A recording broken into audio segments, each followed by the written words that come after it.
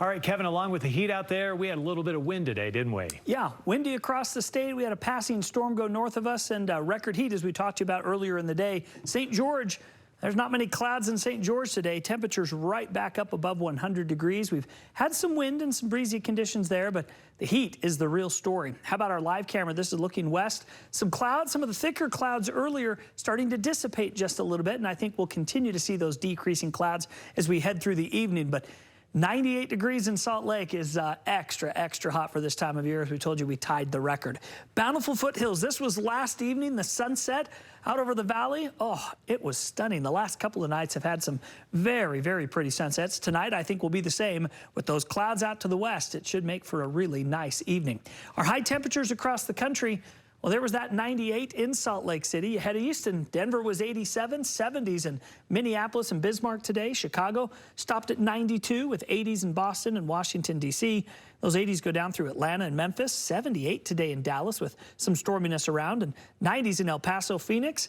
Oh, summer heat, 108 and 70 degrees in Los Angeles. That's not too bad. San Francisco stopped at 62. Here were some of those severe storms earlier in the afternoon. They went roaring through southern Idaho and on into Wyoming. We did have a tornado warning in effect for a short time over southern Idaho, so kind of crazy, that little cell. As you look to the Uinta Basin, we've had a few little buildups with some gushing of wind out there, as a few sprinkles and some lightning and thunder. Same story down through central Utah. A lot of this is dying off, kind of distancing from the main low, which is way now to the north and moving east, so kind of hard to keep those going.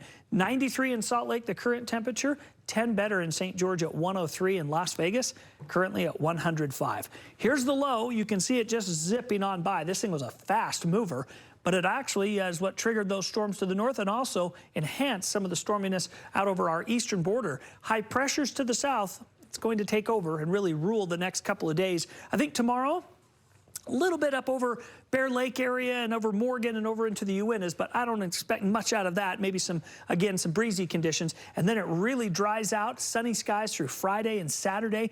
Temperatures stay extra hot all the way through the weekend. In fact, they're going to peak on Father's Day here in northern Utah with highs back up to where we were almost today, in southern Utah well above 100. So 91 tomorrow in Nephi and Price under mostly sunny skies. Green River, 100. St. George, 102. Mesquite will go to 106. And the next 7 days, there's no storms. There's no relief. It's 102 to 105.